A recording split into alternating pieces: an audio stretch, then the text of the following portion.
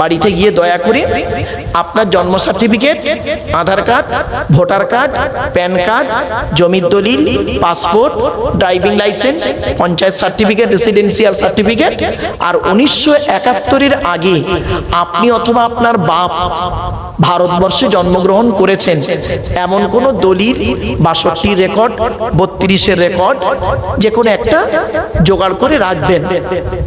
এই কথাটা আমি বলেছিলাম এক জায়গায়। এখন বুঝতে পারছেন তো?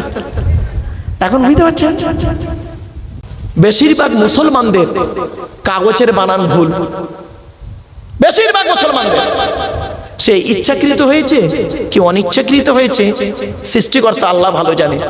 দেখবেন জন্ম সার্টিফিকেটে লেখা আছে মোহাম্মদ আব্দুল গফফার মোল্লা, জন্ম সার্টিফিকেটে।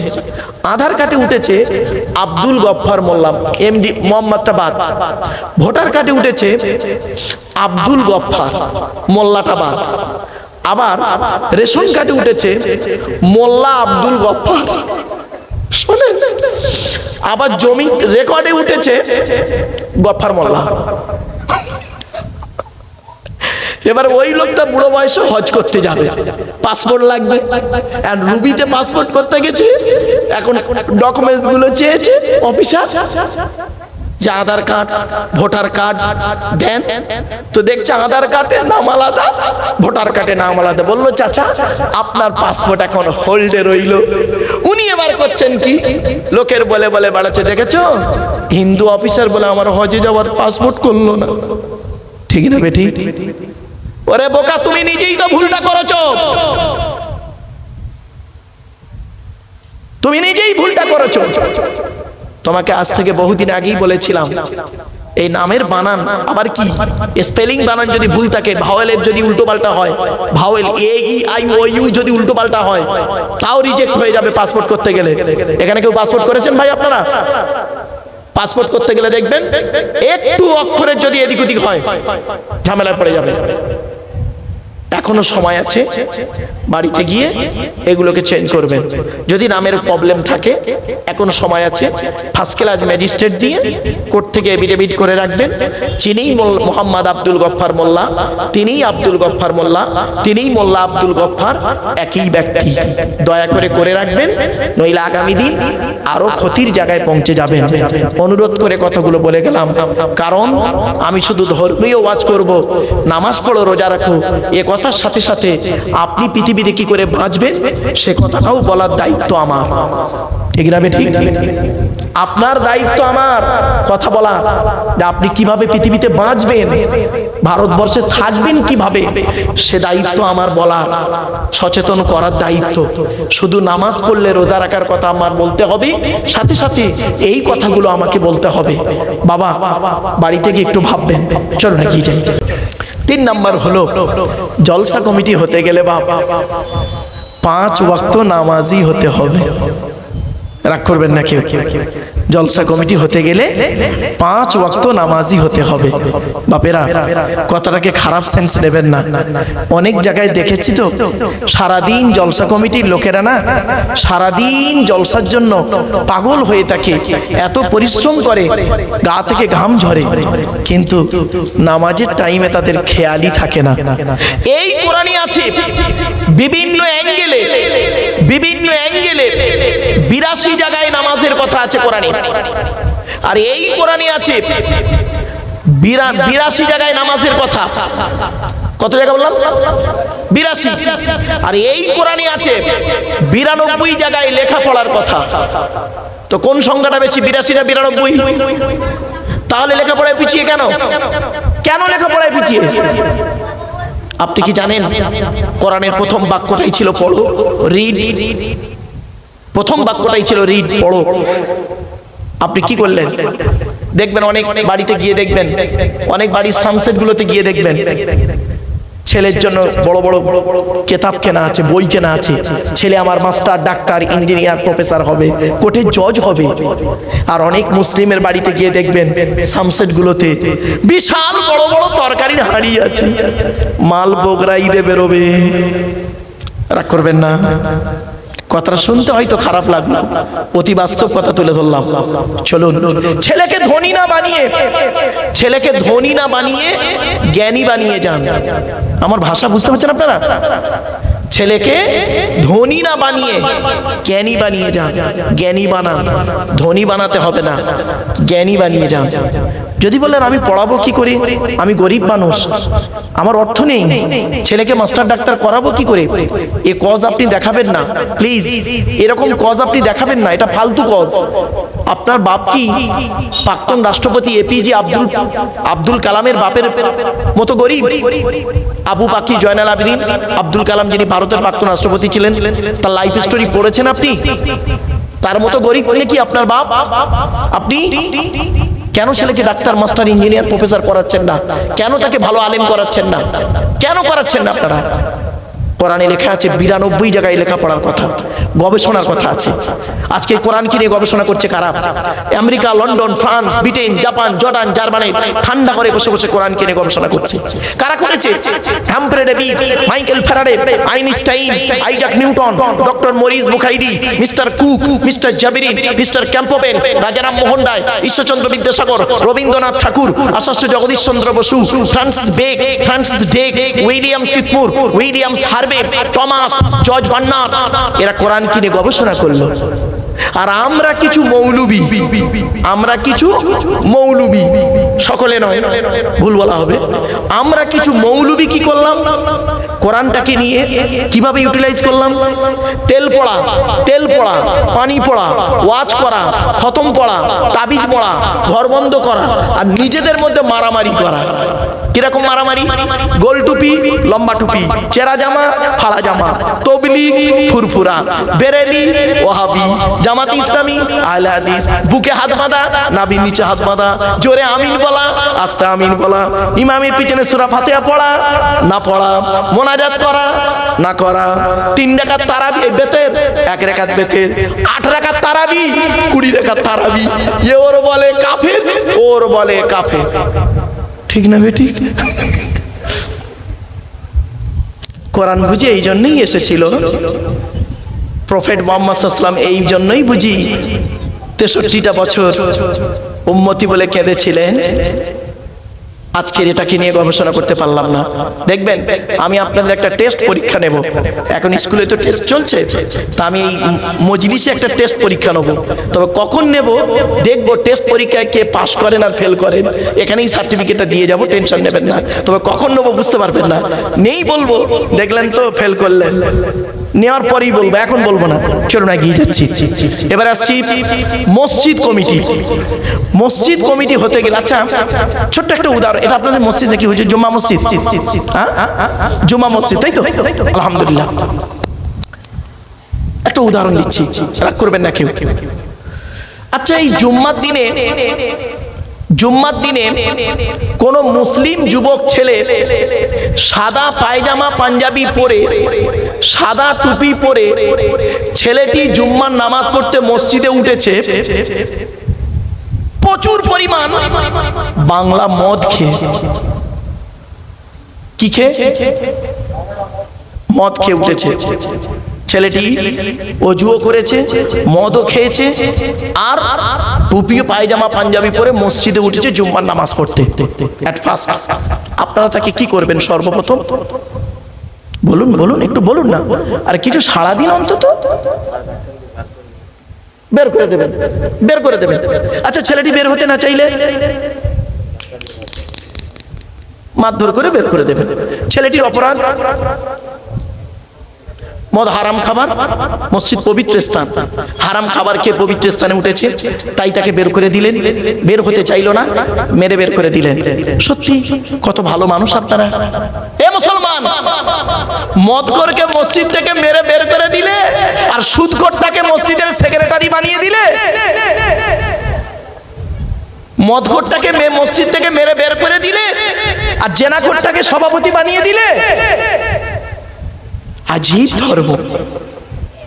আমরা এমন মানুষ না, আমরা এমন মানুষ নিজের পাপের বাটখারা দিয়ে অন্যের পাপ ওজন করি। আমার ভাষা বুঝতে পারছেন আপনারা?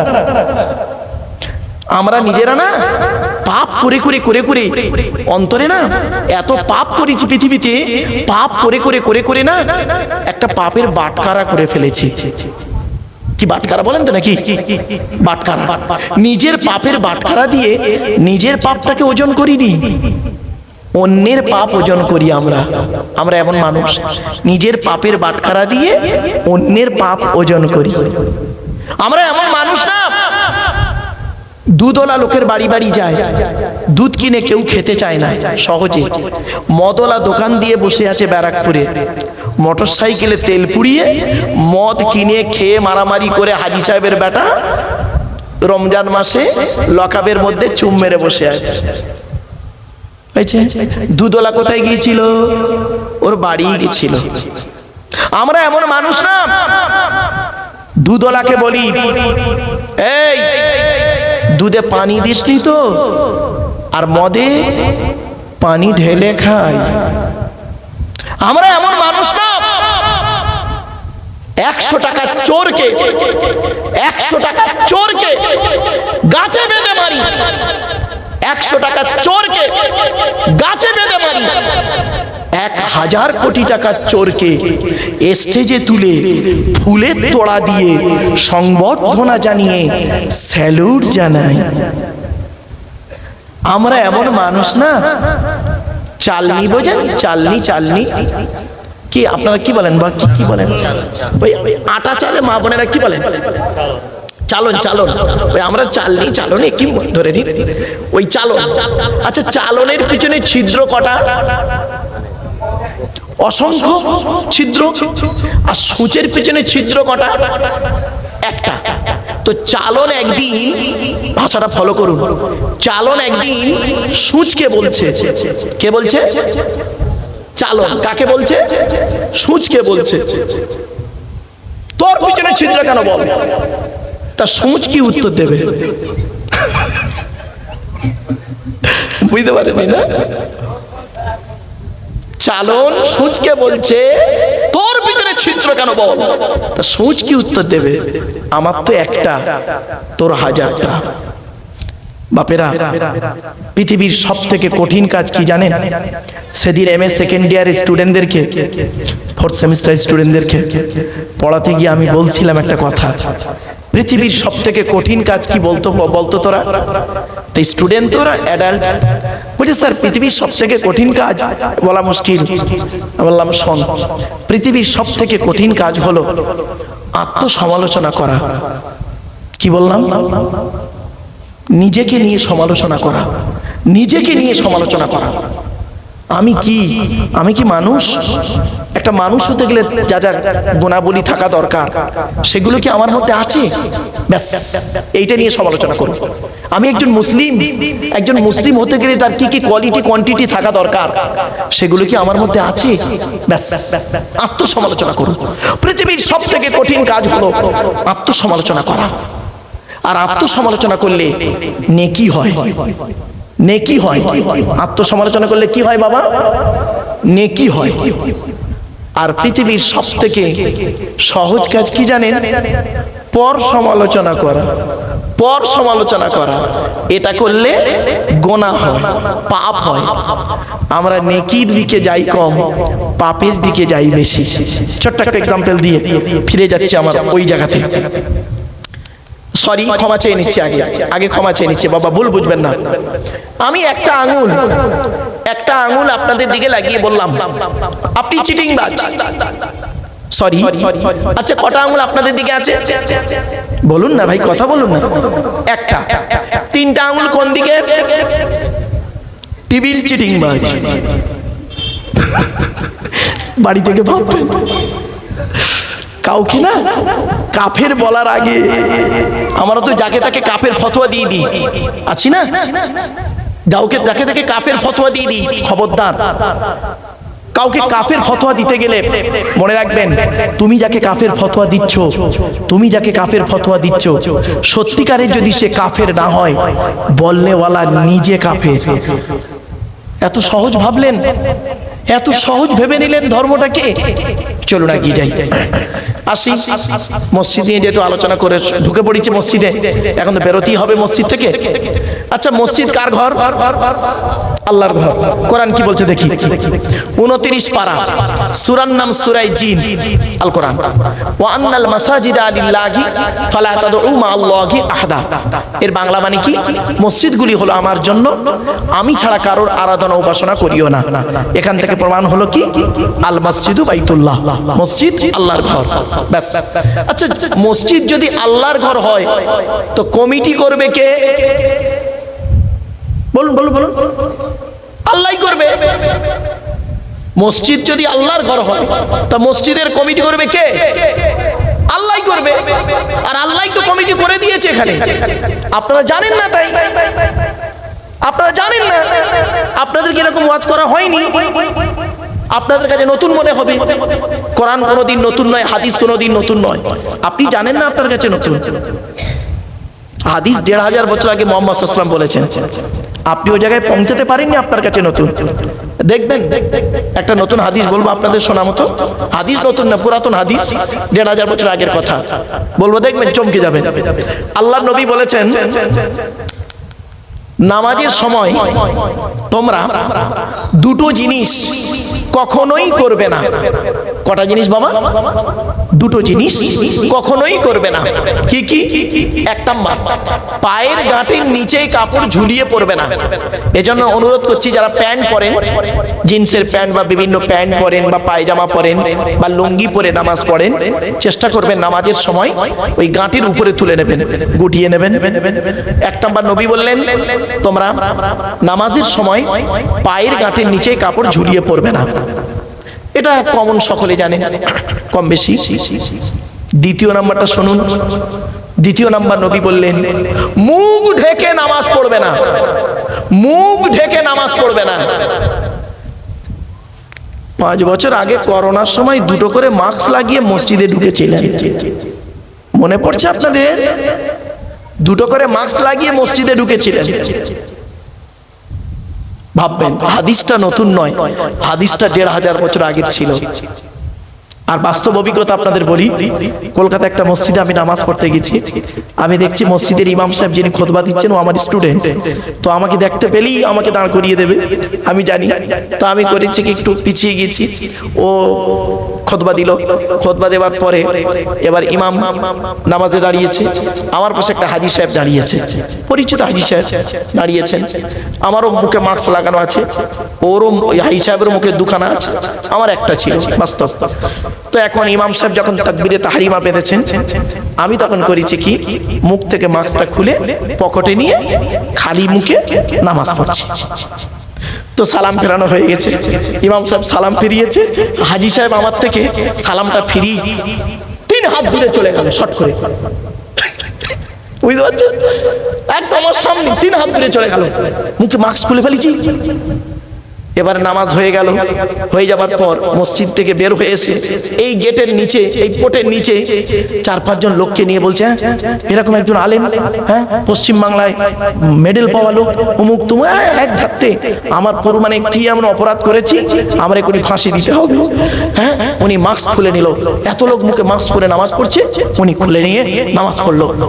আমি জানি না, আমি বের হয়েছি, বের হতে এবারে দেখি আরেকজন হাইসে বলছে, স্যার আসসালামু আলাইকুম। ওয়ালাইকুম আসসালাম। বলছে স্যার এই আপনি নাকি নামাজের আগে মাস্ক খুলে ফেলেছেন, আর এরকম এই ভদ্রলোক বলছেন। আমি কি হয়েছে দেখি, খুব আপনি মাস্ক খুলে ফেললেন, হ্যাঁ এতগুলো মানুষের সামনে মাস্ক খুলে ফেললেন। আমার এত মানে মেজাজ দিয়ে কথা বলছে, আমার খুব খারাপ লাগলো। তখন আমি ভদ্রলোককে বললাম, কিছু মনে করবেন, একটা কথা বলবো আপনাকে। বলছে বলুন। আমি বললাম, আপনি হাজী সাহেব? বলছে হ্যাঁ। আপনি কি পয়সাওয়ালা হাজি না জ্ঞানী হাজি? ছেলেদের টাকা আছে, আপনার ব্যবসার টাকা আছে, হজ করে এসছেন এইরকম হাজি, না লেখাপড়া করে হজ করে এসছেন এরকম হাজি? যেই বলেছেন ও সেন্টিমেন্টে আঘাত লেগেছে। হ্যাঁ কেন কেন কেন কেন? বললাম বাবা, কারোর সমালোচনা করার আগে একটু ভাববেন কোরআনে আছে, আমার কথা নয়, কোরআনে দলিল শুনে নিন। আজকে 26 নম্বর পারার 15 নম্বর পৃষ্ঠা 3 নম্বর লাইন, সূরার নাম সূরা হুজুরাত। ইয়া আইয়ুহাল্লাযীনা আমানু ইন জাআকুম ফাসিকুম বিনাবাইন ফাতাবায়ানু আন তুসিবু কওমান বিজাহালা ফাতুসবিগু আলা মা ফাআলতুম নাদিমিন। এর বাংলা মানে কি শুনুন। হে ঈমানদার বান্দাগণ, কোন ফাসিক ব্যক্তি যদি কারোর সম্পর্কে তোমার কাছে মন্তব্য করে, তুমি সেটাকে যাচাই না করে কোনো কাউকে বলতে যেও না। আর যদি যাচাই না করে বলতে গিয়েছো, তুমি নিজে অপমানিত লাঞ্ছিত হয়ে বাড়ি ফিরবে। এই জন্য কারোর কথা শুনে হুট করে কারোর সম্পর্কে মন্তব্য করবেন না, যাচাই করবেন, যাচাই বাছাই করবেন। এর পেছনে একটা হাদিস আছে, আল্লাহ নবী বলেছেন, কাফা বিল মারই কাযিবান আইয়ুহাদ্দিসা বিকুল্লি মা সামিয়া। একজন মিথ্যুক ব্যক্তির জন্য এটাই যথেষ্ট, যা সে শোনে যাচাই না করে বলে বেড়ায়, যা সে শোনে যাচাই না করে বলে বেড়ায়। এই জন্য বাবা খুব সাবধান। বলছে, আমি বললাম শোনেন, এখন তো মোবাইলে অ্যাপস বেরিয়ে গেছে, হাদিস তাফসীর সব পাওয়া যায়। পকেট থেকে মোবাইলটা বের করে ওই অ্যাপসটা বের করে বললাম, আরবি পড়তে পারেন? বলছে না। বাংলাটা পড়তে পারেন তো? বলছে হ্যাঁ। সঙ্গে সঙ্গে বের করে বললাম, এই বাংলাটা এতগুলো লোকের সামনে দাঁড়িয়ে পড়ুন, জোরে জোরে পড়ুন। উনি বলছেন, আল্লাহর নবী হযরত মুহাম্মদ সাল্লাল্লাহু আলাইহি সাল্লাম বলেছেন, নামাজের সময় তোমরা দুটো জিনিস কখনোই করবে না, কখনোই করবে না। 1 নাম্বার, পায়ের গাঁটের নিচে কাপড় ঝুলিয়ে পড়বে না। 2 নাম্বার, মুখ ঢেকে নামাজ পড়বে না। তখন পুরো চুপ। এটা নতুন নতুন হাদিস আমরা জানি। বলে, বাবা হাদিস নতুন নয়, হাদিস 1500 বছর আগে আল্লাহ নবী বলেছেন, তুমি জানো না, তোমার কাছে এটা নতুন। আপনাদেরকে সব বলিনি বাপ আমরা, যার ফলে আপনারা ভেবেছেন ধর্ম মানে ওয়াজ মানে এই যে বক্তা এসে চিৎকার চেঁচামেচি করবে বা অনেক কিছু বলবে ইত্যাদি ইত্যাদি। না বাবা, আল্লাহর নবী ওয়াজ করতেন টু দি পয়েন্টের উপরে, বুঝিয়ে বুঝিয়ে সাহাবীদেরকে ওয়াজ করে শোনাতেন। চলো, মসজিদ কমিটি আল্লাহ নিজেই করে দিয়েছেন। কোথায় আছে কোরআনে? শুনে নিন। 10 নম্বর পারা, কত কত কত একটু মাথায় রাখুন, আমার সাথে কথা বলুন না। আচ্ছা, আপনাদের সঙ্গে আমার কোনো বিবাদ আছে নাকি বলুন তো? একটু কথা বলতে প্রবলেমটা কি? কি আশ্চর্য, আমি এটাকে ক্লাস বলে মনে করি, রাগ করবেন না। স্টুডেন্টদের যখন পড়াই তখন মনে করি এক লেভেলের স্টুডেন্ট, আর এখানে কিন্তু এক লেভেল নয়, বিভিন্ন কোয়ালিটি কোয়ান্টিটির মানুষ রয়েছেন আপনারা। আপনাদের সঙ্গে মত বিনিময় করব আমি, আপনাদেরকে আমি জ্ঞান দিতে এসেছি এটা ভাববেন না, মত বিনিময় করছি। আপনাদের মতামত আপনারা পেশ করুন, এটাই হচ্ছে ইসলাম, এটাই হচ্ছে কোরআনের আদর্শ। আমি যে সবটাই বলবো সবটাই সঠিক পারফেক্ট, এটা কি করে বুঝলেন আপনি? হয়তো এমনও কথা হতে পারে যেটা আমার থেকে আপনার বেশি জ্ঞান আছে, এমনও জ্ঞান আছে, এমনও জিনিস আছে, এমনও জ্ঞান আল্লাহ আপনার মধ্যে দিয়েছে আমার মধ্যে সেটা দেয়নি, হতে পারে। আর এমনও জ্ঞান আল্লাহ আমার মধ্যে দিয়েছে আপনার কাছে এখনো পৌঁছায়নি। তা বলে এই নয় যে আমি আপনাকে তুচ্ছ তাচ্ছিল্য করব, এটা খুব খারাপ জিনিস। খবরদার কাউকে করবেন না এরকম, এটা খুব খারাপ জিনিস, মনে রাখবেন। খবরদার কোনোদিন কাউকে তুচ্ছ তাচ্ছিল্য করবেন। আমি এই জন্য বলি বাপ, আমি এই জন্য বলি, আমার পাশে একটা দর্জিওয়ালাকে বসান, আমি মনে করি দর্জিওয়ালাটা আমার থেকে বড়। কেন জানেন? ও জামা তৈরি করতে পারে, আমি ওটাও পারি না। তাহলে এই পৃথিবীতে প্রত্যেক ব্যক্তিকে আল্লাহ তার নিজস্ব একটা পার্টস দান করেছেন, নিজস্ব একটা পার্টস, যে পার্টসের বিনিময়ে পৃথিবীতে সম্মানিত হয়। ঠিক না বেটি? এখানে যারা দর্জি আছেন, যারা চাকরি বাকরি আছেন, ল্যাঙ্গুয়েজের টিচার আছেন, ম্যাথের টিচার আছেন, জিওগ্রাফির টিচার আছেন, শুধু তো সায়েন্সের টিচার আছেন, শুধু অনেক বিজ্ঞানী আছেন, অনেক জ্ঞানীগুণী বুদ্ধিজীবী আছেন, অনেক চাষি মানুষ আছে। একজন চাষি মানুষ আছে, তাকে যদি বলা হয় বলতো দেখি পটল চাষ কিভাবে করতে হয়, সে বলে দেবে। কিন্তু একটা সায়েন্সের টিচারকে বলুন চল পটল চাষ করবি, পারবে না। এই জন্য প্রত্যেকের মধ্যে আল্লাহ পাক একটা পার্টস দিয়েছে। নিজেকে হীনমন্যতায় ভুগবেন না যে আমি কিছুই জানি না, আমি বেকার। খবরদার এরা ভাববেন না। আল্লাহ আপনাকে পাঠিয়েছে কিছু না কিছু দিয়ে, কিছু না কিছু দিয়ে পাঠিয়েছে। আপনি যে হীনমন্যতায় কেন ভুগছেন? আপনি হয়তো স্টাডি করতে পারেননি, আপনাকে সেই জিনিসটাকে শেখানো হয়নি, মাথায় রাখুন। চলো, মসজিদ কমিটি আল্লাহ নিজেই করে দিয়েছেন। কোথায় লেখা আছে? আচ্ছা বাবা, টেনে টেনে বলছে না বলে অসুবিধা হচ্ছে? টেনে টেনে টেনে টেনে বলছে না বলে? হ্যাঁ, আচ্ছা একটু মালটা গরম হয়ে যাক, টেনে টুনে দিচ্ছি বাবা, একটু রাগ করবেন না। আচ্ছা, আপনাদের কি কোনো হাতে সময় আছে তো? হ্যাঁ ঠিক আছে ইনশাআল্লাহ। আসলে আমি একটু জিজ্ঞাসা করে নিই, মানে আলোচনা করতে করতে করতে বেড়ে যায় তো। মসজিদ কমিটি কি হবে? এই কোরআনই বলা আছে, আমি বলিনি, কোরআন বলছে। চলুন কোরআনের 10 নম্বর পারায়, ক নম্বর বাবা? 10 নম্বর পারা, 8 নম্বর পৃষ্ঠা, 9 নম্বর লাইন, সূরার নাম সূরা তাওবা, 18 নম্বর আয়াতে আল্লাহ বলছেন। আমি আয়াতটা পড়ে মানে করছি, আপনাদের হয়তো আয়াতটা মনে থাকবে না, কিন্তু মানেটা মনে থাকবে আশা করি ইনশাআল্লাহ। কি কি আল্লাহ বলছেন? ইন্নামা ইয়ামুরু মাসাজিদাল্লাহ মান আমানা বিল্লাহ ওয়াল ইয়াউমিল আখির ওয়া আকামাস সালাহ ওয়া আতাজ যাকাত ওয়া লাম ইয়াখশা ইল্লাল্লাহ ফাআসা উলাইকা ইয়াকুনু মিনাল মুহতাদিন। সহজ সরল বাংলা মানেটা কি? আল্লাহ বলছেন মসজিদের দায়িত্ব তারাই নেবে। আল্লাহ বলছেন, আমি বলিনি। মসজিদের দায়িত্ব তারাই নেবে যাদের মধ্যে কমসে কম 5টা গুণ থাকবে। কটা গুণ? 5টা গুণ যার মধ্যে থাকবে সেই লোকটা মসজিদ কমিটি হওয়ার যোগ্য ব্যক্তি। অনুরোধ করে করজোড়ে নিবেদন করে যাচ্ছি, মসজিদ কমিটি এই 5টা গুণ চেষ্টা করুন। কি কি? 1 নাম্বার, মান আমানা বিল্লাহ, যে ব্যক্তি 100% আল্লাহকে বিশ্বাস করবে। 1 নাম্বার। 2 নাম্বারটা কি? ওয়াল ইয়াউমিল আখির, 100% কিয়ামতকে বিশ্বাস করবে। 3 নাম্বারটা খুব ইম্পর্টেন্ট, ওয়া আকামাস সালাত, 5 ওয়াক্ত নামাজ আদায় করবে। ও বাবা, অনেক মসজিদের কমিটি 5 ওয়াক্ত নামাজ পড়ে না। কথাটা শুনতে হয়তো খারাপ লাগলো, কিন্তু বাস্তব। 4 নাম্বার হলো ওয়া আতাজ যাকাত, যদি যাকাত ফরজ হয় তাকে যাকাত আদায় করতে হবে, গরিব হলে আদায় করতে হবে না। 5 নাম্বারটা খুব ইম্পর্টেন্ট, কি? ওয়ালাম ইয়াখশা ইল্লাল্লাহ, আল্লাহ ছাড়া কাউকে ভয় করবে না। এই 5টা গুণ যার মধ্যে থাকবে সেই ব্যক্তি মসজিদ কমিটি হওয়ার যোগ্য ব্যক্তি। জ্ঞানী গুণী বুদ্ধিজীবী মানুষ একটু বাড়ি থেকে ভাববেন। চলো, ওয়াকালাল্লাহু তাআলা ফি কালামিল মাজিদ ওয়াল ফুরকানিল হামিদ, ইন্নাল্লাহা ওয়া মালাইকাতাহু ইউসাল্লুনা আলান নবী ইয়া আইয়ুহাল্লাযীনা আমানু সাল্লু আলাইহি ওয়া সাল্লিমু তাসলিমা। দরুদ শরীফ, আল্লাহুম্মা সাল্লি আলা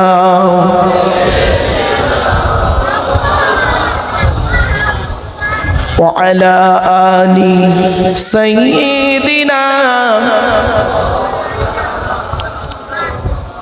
বাপেরা, দরুদ শরীফের মধ্যে একটা ভুল করে ফেললাম আমরা। দরুদ শরীফ পড়লেন, অনেকেই এই ভুলটা করেছেন, রাগ করবেন না, শুনুন। আচ্ছা, আমি দরুদ শরীফটা 2 বার পড়ছি, আপনারা শুনুন তো দেখি কোনটা ঠিক আর কোনটা বেঠিক, একটু বলুন তো দেখি। ভুলটা ধরুন তো আমার, আমি 2 বার পড়ছি, আপনাদের পড়তে হবে না, আপনারা শুধু শুনুন, শুধু শুনুন। আল্লাহুম্মা সাল্লি আলা সাইয়্যিদিনা মাওলানা মুহাম্মদ ওয়া আলা আলি সাইয়্যিদিনা মাওলানা মুহাম্মদ। আবার একবার বলছি, আল্লাহুম্মা সাল্লি আলা সাইয়্যিদিনা মাওলানা মুহাম্মদ ওয়া আলা আলি সাইয়্যিদিনা মাওলানা মুহাম্মদ। কোনো পার্থক্য বুঝতে পারলেন? দুটো এক লাগলো না? নেতাজি আর পিয়াজি এক নয়, আদবানি আর ছাগললেদি এক নয়। আসমান আর জমিন পার্থক্য হয়ে গেছে এই দুটোর মধ্যে। আপনারা বুঝতে পারেননি বাপ, ভুলটা সংশোধন করে নিন। এখানে জলসা কেন দেন আপনারা? জলসা দেওয়ার উদ্দেশ্য হলো 3টে। কটা? 3টে। কি কি? 1 নাম্বার, অজানাকে জানা, অজানাকে জানা। 2 নাম্বার, ভুল সংশোধন করা। 3 নাম্বার, কিছু পরামর্শ নিয়ে নেওয়া। কি পরামর্শ দেব? এই কোরআন আর নবীর হাদিস থেকে কিছু পরামর্শ দেব। সেই পরামর্শ মোতাবেক যদি আপনি চলতে পারেন, আমি যদি চলতে পারি, পৃথিবীতে শান্তিতে থাকতে পারবো, পরকালে জান্নাত পাবো ইনশাআল্লাহ। চলো, কি ভুলটা হয়েছে দেখুন। আল্লাহুম্মা সাল্লি আলা সাইয়্যিদিনা মাওলানা মুহাম্মদ ওয়ালা আলে, ওয়ালা আলে বলে কোনো শব্দ নেই বাবা। ওয়ালা আলে বললে নফির মানে হবে, নেগেটিভের মানে হবে, নাবাচকের মানে হবে, উল্টে গোনা হবে। আচ্ছা, এটা কি? ওয়া আলা আলী, ওয়া আলা আলী। আলাটা হলো ইংরেজিতে বলে প্রিপজিশন, বাংলায় বলে অব্যয়, আরবিতে বলে হরফে জাররা। আল্লাহুম্মা সাল্লি আলা সাইয়্যিদিনা মাওলানা মুহাম্মদ ওয়া আলা আলি ওয়ালা আলে নয় বাবা, হাতে ধরে বলে গেলাম, এই ভুলটা সংশোধন করুন। চলো বাপেরা, একবার ওই দরুদটা একটু দয়া করে পড়তে পারবেন? যে দরুদটা আমরা নামাজের মধ্যে পড়ি, একবার পড়েন। আল্লাহুম্মা সাল্লি আলা মুহাম্মাদিন ওয়া আলা আলি মুহাম্মাদ কামা সাল্লাইতা আলা ইব্রাহিম ওয়া আলা আলি ইব্রাহিম ইন্নাকা হামিদুম মাজিদ। আল্লাহুম্মা বারিক আলা মুহাম্মাদ ওয়া আলা আলি মুহাম্মাদ কামা বারাকতা আলা ইব্রাহিম ওয়া আলা আলি ইব্রাহিম ইন্নাকা হামিদুম মাজিদ। দরুদ পড়লেন কেন? আমি পড়লাম কেন? শুনুন, কোরআনের দলিল, হাদিসের দলিল। কোরআনে কোথায় লেখা আছে? 22 নম্বর পারা 5 নম্বর পৃষ্ঠা 6 নম্বর লাইন, সূরার নাম সূরা আহজাব, আয়াত নম্বর 56, আল কোরআন। ইয়া আইয়ুহাল্লাযীনা আমানু, হে ঈমানদার বান্দাগণ, সাল্লু আলাইহি, তোমরা নবী মুহাম্মদের উপরে দরুদ পেশ করো, ওয়া সাল্লিমু তাসলিমা, এবং নবীর প্রতি আন্তরিকতার সঙ্গে সালাম প্রেরণ করো। এই আয়াতটা হলো আয়াতে মুতলাক, সেন্টেন্স বা জুমলাটা হলো মফউলে মুতলাক, বাবে তাফঈলের মাসদার। বাপেরা, নবীজি কি বলছেন দেখি? আপনি দরুদ পড়লেন কেন? নবীজি কি বলছেন দেখি? আল্লাহ রাসূল বললেন, মান সাল্লা আলাইয়া ওয়াহিদাতান সাল্লাল্লাহু আলাইহি আশারা, যে ব্যক্তি আমার উপরে একবার দরুদ শরীফ পড়বে, আল্লাহ রাব্বুল আলামিন তার নামায় আমলনামায় 10টা নেকি লিখে দেবে। আরেকটা হাদিস, মান সাল্লা আলাইহি আশরান ফি আউয়ালিন নাহারি ওয়া আশরান ফি আখিরিন নাহারি নালাতহু শাফাআতি ইয়াউমাল কিয়ামা। আল্লাহর নবী বলেন, যে ব্যক্তি দিনের শুরুতে আমার উপরে 10 বার দরুদ শরীফ পড়বে এবং দিনের শেষে আমার উপরে 10 বার দরুদ শরীফ পড়বে, ওই ব্যক্তির শাফাআত সুপারিশ আমি মুহাম্মদ সাল্লাল্লাহু আলাইহি ওয়াসাল্লাম কিয়ামতের মাঠে আল্লাহ তার সঙ্গে খুবই নিকটবর্তী করে দেবে। তাহলে দরুদটা আমরা বেকার পড়লাম না। আজ আপনাদের বলে যাচ্ছি, রাতে ঘুমানোর আগে ওযু করে ঘুমাবেন আর দরুদ শরীফ পড়ে ঘুমাবেন, লাভ পাবেন। চলুন, दीन मिला ईमान मिला पढ़ने के लिए कुरान मिला, जो कुछ देने का था सब कुछ दिलवा दिया कमली वाले ने। जिक्र ला इलाहा इल्लल्लाह, ला इलाहा इल्लल्लाह, ला इल्लल्लाहु मुहम्मदुर रसूलुल्लाह।